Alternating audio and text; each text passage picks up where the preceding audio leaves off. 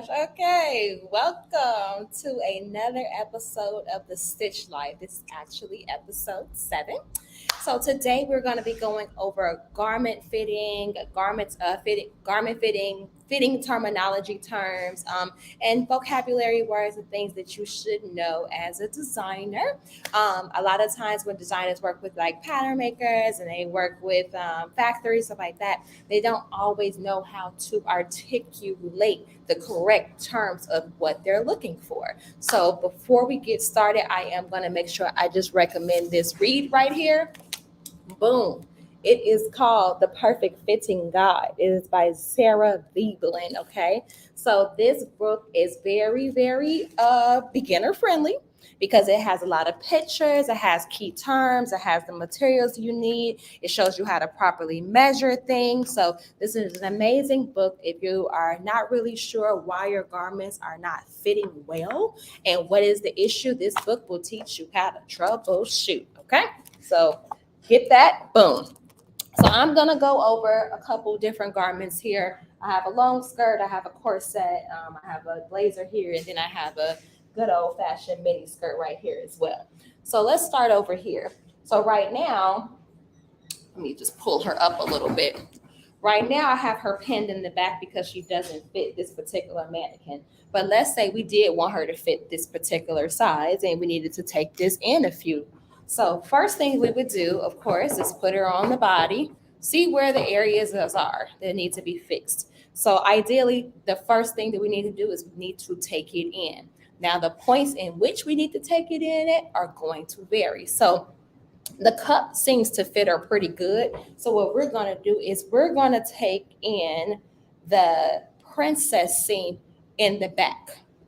So this is going to be the first place that we take in. So, and another thing is because it kind of, your back kind of slopes down just a tad bit, what we're going to take in is going to change. So if I start at the bottom here and I want to stay along the princess seam, and there's also boning in here. So this would need to come out.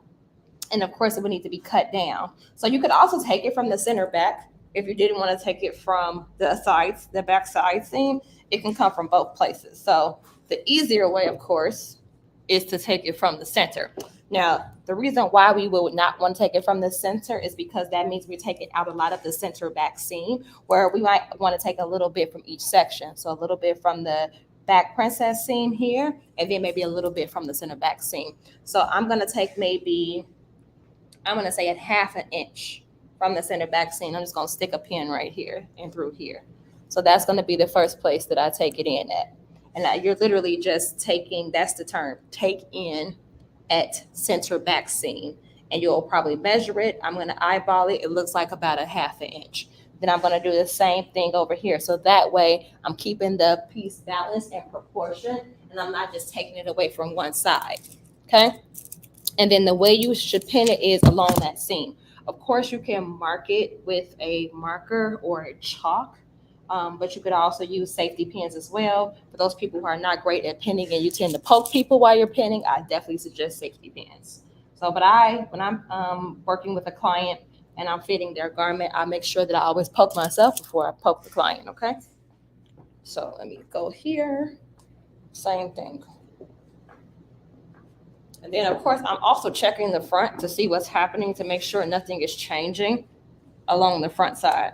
So put a pin here, and I'm going to put a pin down here.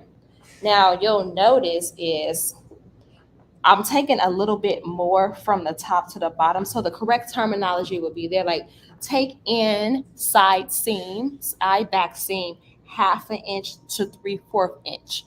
Same way here and same way here. If it was going to 0, you would say take in center back seam at top and fade to 0 all the way down, okay? So right here, you can see that there is a little bit of pulling here. So that I just did that so it will be like really tight on the mannequin, but once the wearer actually wears it, it will not be that tight. Go back to the front. See what's happening here? It's bulking out. So what happens here, because there's no seam here, I can't just take this in. What I have to do is I have to remove the fullness from this area. So it's not everywhere though. It's literally just this little triangular piece right here that I need to remove the fullness from. I'm just checking my cup again, making sure my cup's on her in a good space. So what I would do is I would take this portion here, and it's almost about 1 inch at the bottom hemline here of this top, and then it kind of goes to zero as it goes in between the bust point. So what my term for this would be to remove fullness from the center front, from the bottom of the hem to the center of the bust. So what that means is I have to go back to my pattern and I have to remove this fullness, which means honestly, you could just slash the pattern up in this same exact spot and then just tape it back together once you remove the right amount of fullness. Okay, so that's what this one is. Fullness being removed from 1 inch to fade to zero, because it literally fades up to nothing. You turn it to the side, you can see what I'm talking about here. That's the 1 inch right here, and it gets smaller as it gets up there. Okay, hope that helps. Now let's back her on up a little bit and take a look at the skirt. The skirt honestly isn't too bad. Kind of fits her. Oh, I lied. I forgot I pinned her in the back. Skirt does fit back. So once again, same thing. I could take it from the center back seam, but the thing is, if I pull all of this, take it from the center back, my side seam is now behind me. That's when I talk about proportionate ease. Your side seam should be sitting at your side. Shouldn't be sitting on your butt. Shouldn't be sitting on your thigh. Should be sitting at your side, which is why it's called a side seam. Okay, so what I would want to do with this is I would make sure that the side was actually sitting on the side seam, and I would actually pin it there so it stays if I was doing this on the dress form. And if I was doing this on the client, I would make sure, of course, that the side seam was sitting on the client before I started maneuvering it. And that's one thing when it comes to fit. Make sure the garment is on right before you start fitting. Make sure the shoulder seams are sitting in the right place. Make sure the armhole is not twisted. Make sure the sides, the inseams of your pants are going straight down, okay? So when you put on a garment, look in the mirror. Don't be tilting and, moving around and stuff like that. Literally, when you're doing a fitting, tell the person they need to be looking straight forward at all times. You don't need their help. They can't be like trying to see what's going on. They need to look for it, keep their eyes to the T, keep their hands free so that you can make sure that this garment is actually fitted right. Okay. Now that we're sitting at the side seam, you'll see now that I got a lot of space right here in the front. But what else do I have going on in the front? I have a dart right here, and then I have a princess seam over here where it leads to my splits. Okay, so what I want to do here is I'm going to want to take in, I could take in my dart intake, and then I could also take in this seam, and that is what leaves the proportion. So my dart intake is going to increase. So increase dart intake, or I could take out the fullness in the front too. That's another thing. So two options here. If I take out the fullness that's in the front, because everything else is sitting exactly where it needs to be, it's really this front seam that's got too much going on. So I can take and slash out the fullness, and I would slash that out all the way down to the hemline and just close it up, okay? And that's what would make it fit. Another way that you can do that if you don't want to, if it was already made garment, like that's another thing. Let me just go backwards. If you were taking out fullness, you would do that on the fit sample on the garment. That way you can make a pattern before going into final. Because this is more of a final looking garment, you don't want to slit this down the middle and put a slit in it. Ideally, if it was a final garment and it still needed some tweaks, then you would want to take it from the dart and take from the seams that are available. The only time when you want to do the fullness things is if you're working off of your fit sample, okay? If you are working off of a final piece that still needs edits, and you don't want to have to make it completely over, then you do got to work with the seam line. So that's where the dart intake will come in right here. And then that's also where you would make all your updates on like the lining. You would open it up and all of that good stuff. All right. So I could honestly increase this dart to go all about here. So the way I would say is take in dart as pin, 1/2 inch at the waistline, and fade to zero, maybe 8 inches down. So you definitely want to have your measuring tape close by. And then for this one, I would just take in this seam until I got to the opening of where the split is. And I probably would come in a little bit on the split just so that it sits nicely, okay? And we're going to cut to a commercial break, and then we'll be right back. Rise, entrepreneur. Take that first step towards freedom. So long to the old routine. Welcome to your new venture. There's an industry that needs disrupting. Ideas you should be challenging. It takes courage to do what you love. We'll help you begin your journey. As a business like you, dedicated to you, we can take on tomorrow together with a business account you could open today. Entrepreneurs across the UK. Start your business with Tide. All right, and we are back. All right, now that is pretty much it for this garment. So, just the key takeaways from this. If it is in fitting stage and it's in the mock fabrication, then you're going to go ahead and do more of the fullness exercises so that you can correct that pattern and then make the final garments. Same way here. If you're in final garment stage and you still need some edits, work off of your seam lines to make the corrections, okay? All right, so we're gonna move her out the way. We're gonna talk about this jacket over here. Woo! All right. Now, jackets can be very, very challenging for people because there's so many different components when it comes to jackets, right? So, a couple of different things that you're gonna want to consider when thinking about this is making sure the shoulder seam is sitting in the right place. Another thing you're going to want to talk about is the break point. The break point here is where and you will see this in pants as well at the bottom, usually for men's pants, there's a break point, but there's also a break point here in a notch collar. So it's typically, there should always be a button right underneath where the lapel pretty much stops at. So that way, if the person wanted to pose it up here, these buttons are actually pretty low. So you always want to have a button here, honestly, okay? Now, you want to look at where everything is sitting, okay? There's a princess seam here, notch wing collar here, a lapel. We have an extremely puff sleeve happening here. And then we have, is there a slit in the back here? No slits in the back, but just a very extreme puff sleeve. This is a brocade, so it is a very, very expensive fabric. So let's say you are still in fit sample stage. You definitely don't want to, let's say you're in final sample stage, you definitely don't want to ruin this. So you definitely want to make all attempts at making this look really, really nice, okay? And without damaging the actual garment, this is what you're going to want to do. We're going to rely again on our seam lines. So I'm going to close the blazer first to how it would be. So ideally the buttonholes, and they're not in here yet, would be here, okay? So and it's left over right, but I'm going to just go like this for now so you can see what I'm doing. I'm just going to close the front of the blazer, and then I'm going to make my edits from there. I'm making sure that that overlap is exactly the way it's supposed to be. So ideally, it's a good idea to pin it at the bottom first to make sure. And then this is also double-breasted, which is why it has 2 rows of buttons.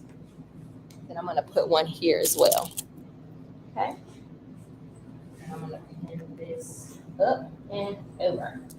All right, so I got a lot of extra fabric happening in the bust point, all right? And we're making it to fit this mannequin. So I am going to take in at the princess seam, okay? So the princess seam, and my princess seam on this particular jacket runs from my shoulder all the way to my hemline. So I'm gonna start at the top of my princess seam, and I'm gonna work my way down.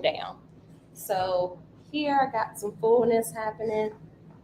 And it looks like, honestly, the jacket could be sized down like almost like an inch all the way around. So what I would do is I would just line up my pins and come directly down the princess seam. And what we would do is we would take in the princess seam as pinned or as marked, but you still follow the measurement. I'm looking at it as about a 1/2 inch on both sides.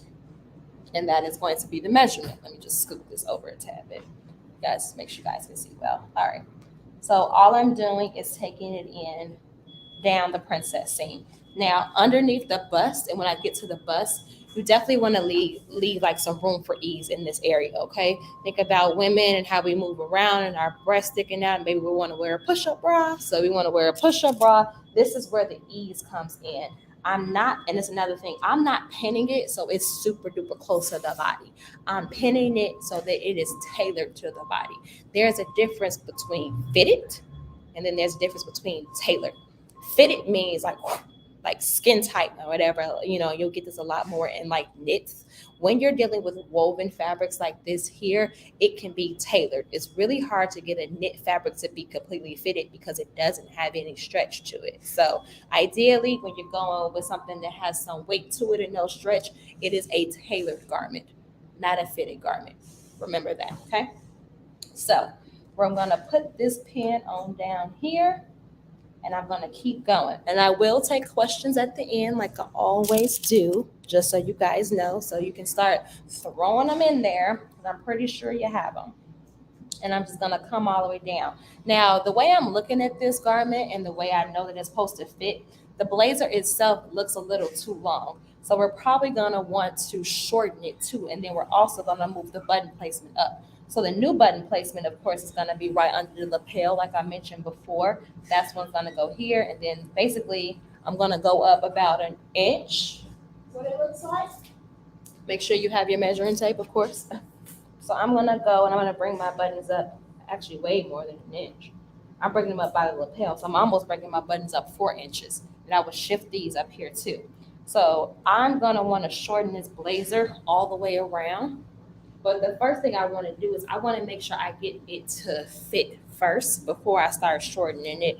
I don't think that you have to do it that way. That is just the way that I prefer to do it. You can always shorten it first and then you can take it in. There is no particular order of operation for that particular function, okay? So I'm just going to stick one more pin over here for now. And ideally, I'm going to be honest with you guys, it's best to fit your garment on one side. Reason why is that you can automatically mirror what happened on one side to the other. When you go ahead and measure and you do it on both sides and stuff like that, something tends to be off. So it's best to just do it on one side, look at it on that one side, make sure it makes sense, make sure it fits, and then mirror everything else to the other side.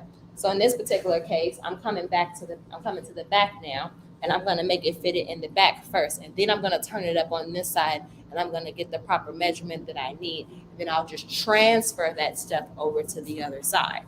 Hope that makes sense and why I'm doing that. I'm doing that to keep it symmetrical on both sides. So if you ever notice, if you take something in on this side and this side, sometimes it ends up lopsided or it ends up unproportioned. It's because you try to use your markings from both sides. And it's honestly no different from even like maybe doing your eyebrows.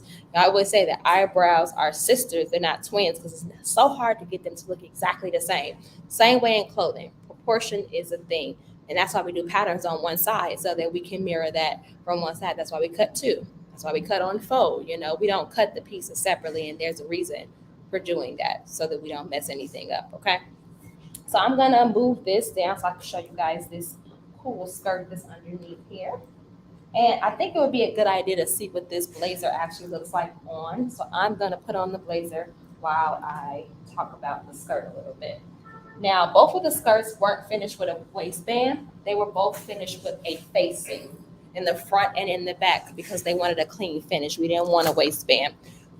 There is no preference for that. If you would like a waistband, you're more than welcome to do it, but you're also more than welcome to do like a clean finish. Can I fit this? I don't even think I can. We'll see. Well, kind of. There we go. It doesn't really need to be taken in for me. Probably needs to be let out for myself, okay? See that? So this is the way it's supposed to look.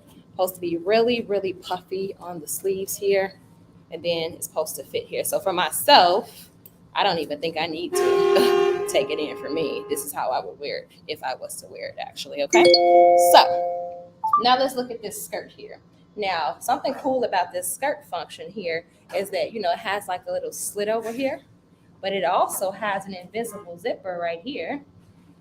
So that way you can have two sides out, give it a little thigh, give it a little hip, okay? So with this one, same way we did the other skirt, same thing. I would take a little bit from each one. So this one has darts in the back, it has darts in the front, and it has the slits. So with this one, and you have the side seam, so you can do a lot here to really get this to be proportioned the way you want it to be. Like I said, if it is your fit sample, then you're more than welcome to slash that fullness from the front or slash that fullness from the back. But since we're trying to fit this garment and keep it proportion, we're going to have to take it in a little bit from each area. So let's start with the side seams because that is the area that we know will stay in place. And then we will adjust all of the other pieces based off of that. Stick this in here. All right. So before I get into that, we're going to cut to another commercial break, and I'll be right back with how to make these updates, and then we'll take questions. So then I said to him, you ought to customize your car insurance with Liberty Mutual, so you only pay for what you need. Dad, can we talk about something other than work? It's the weekend. Yeah. Weekends. Weekends are a lot like insurance. Yeah. Yep.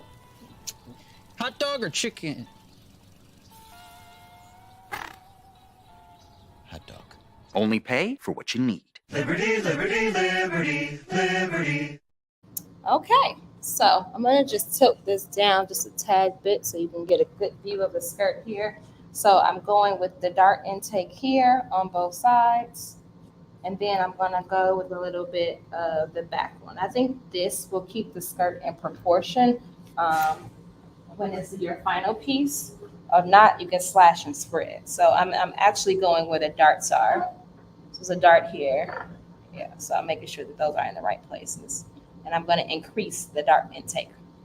Now, like I said, my ease, because this doesn't have a lot of stretch, and you gotta have ease for garments that don't have a lot of stretch, is going to be how I'm pinning it. I'm not pinning it super tight where it's hitting here too much and pushing into the person's skin. I'm doing it just enough, okay?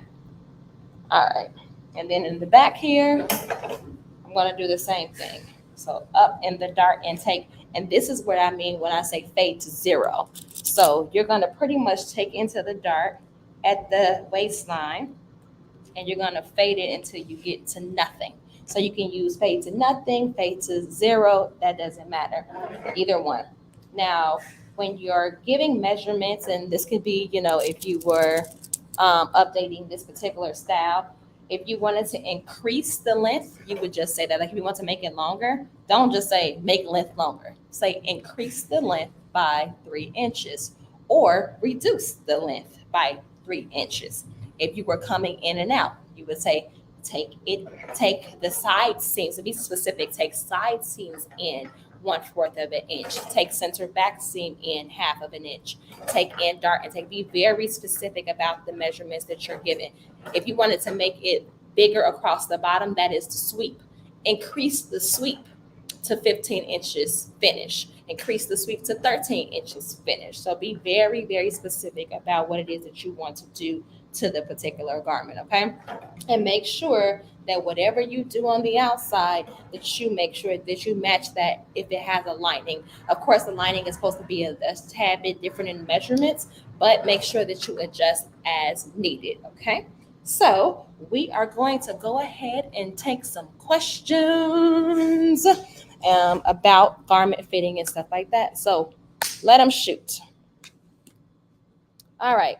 If it is an already made garment that I am changing to fit me, how many changes equates to someone not making any changes? What? If it is an already made garment that I am changing to fit me, how many changes equates to someone not making any changes? I do not understand that question. Or how many changes is too many? There is no such thing as too many changes.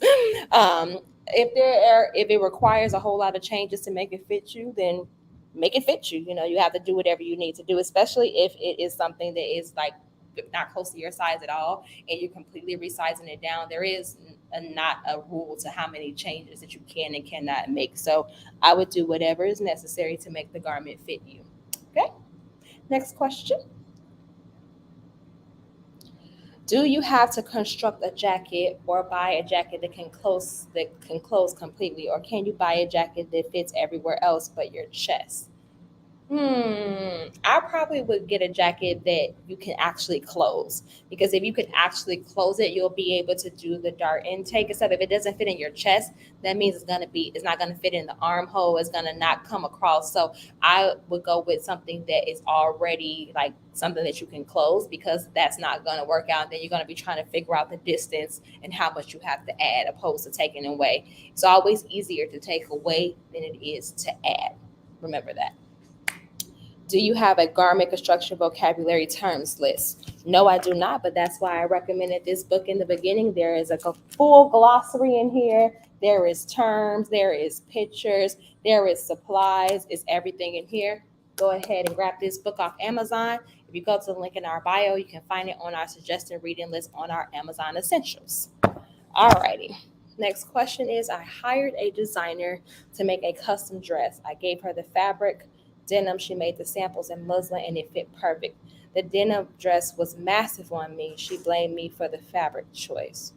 Okay, so this is the thing. So when it comes to working with designers and stuff like that, you have to also be able to give grace in that. And why I say that is because it may not be right the first time. It may be right the second time. And maybe you have to do more than one fitting. More than one fitting is very, very common. So if she did it in the muslin, but that's the thing, the denim. Did the denim stretch or did the denim not stretch? Because if the denim stretched, then it could have got stretched out in sewing, and maybe that's the reason why. But if the muslin was not stretchy, then that's the reason why the fit is off. Even though someone gives you you give someone a particular fabric, not every mock-up should be in muslin. Get that out of your brain. If the fabric does not feel the same weight or the same stretchability as the final piece, then you can't use that. So if I'm making a mock-up of a pair of leggings, I can't use muslin for that. Muslin isn't stretchy for me to be able to do that. Of course, the fit is going to be completely off. So make sure that the mock-up fabric and the final fabric are exactly the same, okay? I'm sorry, I missed the other person's question. So let's just run that last question, because I'm still answering the other one. If I ask for one change, how many other changes typically occur? It depends on the person that you're working with. So it just depends on what comes with the service. So if you're working with somebody and they say that you only get one edit, two edits, stuff like that, it just depends. So in our process, edits are limitless. So we don't really have that issue. So it just depends on who you're working with. And I feel like there was one more question that I missed, but maybe not. I think I got everyone. Yeah. Okay. All right. So I hope that was informative. Do you guys have any other questions about anything else? If not, I hope that this will be great and informative for you. I hope that you consider all these different things. I do want to make sure that you guys, when you're doing fitting and stuff like that, that you really, really, really go with the different terminology that is being used. And I really, really suggest that you really study it and get to know it, and not just like breeze on through it. And then when it comes to fabrications, you got to understand how they work. You know, not every fabric does the same thing. Not every fabric stretches the same way. Things change, you know, and also people's body change, you know, from day to day, up and down and stuff like that. So you might have to do 2 or 3 fittings before you actually get it to exactly the way that you want it to be. And that is completely normal. You have to trust the process, and you have to start early. If you're getting a garment made for a special occasion, start way ahead of time, because anything can happen throughout that time frame, especially when you put it in somebody else's hands that also is a human being, and things may happen or occur in their lives as well. So start early, do not rush, and trust the process. So have an amazing weekend, guys, and peace out. Rise, entrepreneur. Take that first step towards freedom. So long to the old routine. Welcome to your new venture. There's an industry that needs disrupting. Ideas you should be challenging.